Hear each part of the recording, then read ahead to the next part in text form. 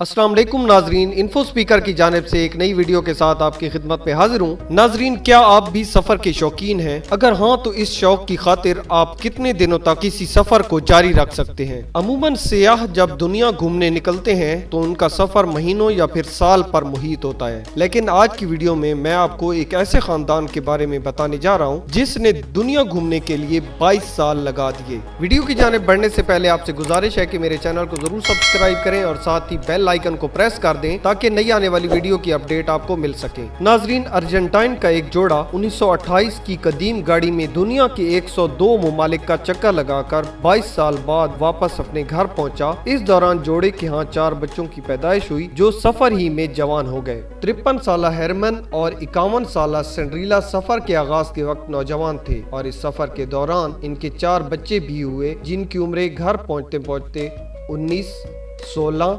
14 और 12 साल हो चुकी है। सफर का आगाज शादीशुदा जोड़े ने किया था, लेकिन घर वापसी 4 नौजवान बच्चों के साथ हुई। जोड़े की पहली औलाद अमेरिका, दूसरी अर्जेंटाइन वापसी पर, तीसरी कनाडा और चौथी औलाद ऑस्ट्रेलिया में हुई थी। अर्जेंटाइन के इस खानदान ने 25 जनवरी 2000 में एडवेंचर का आगाज किया था जिसका हदफ दुनिया भर का चक्कर लगाना था। 5 बरआज़मों के 102 ममालिक का चक्कर लगाने वाले खानदान ने कुल 3,62,000 किलोमीटर सफर किया और वापस उस मकाम पर पहुंचे जहां से 22 साल कबल इस सफर का आगाज किया था। उम्मीद करता हूं नाजरीन आज की ये वीडियो आपको पसंद आई होगी। मिलते हैं नेक्स्ट वीडियो में, तब तक के लिए अल्लाह हाफिज।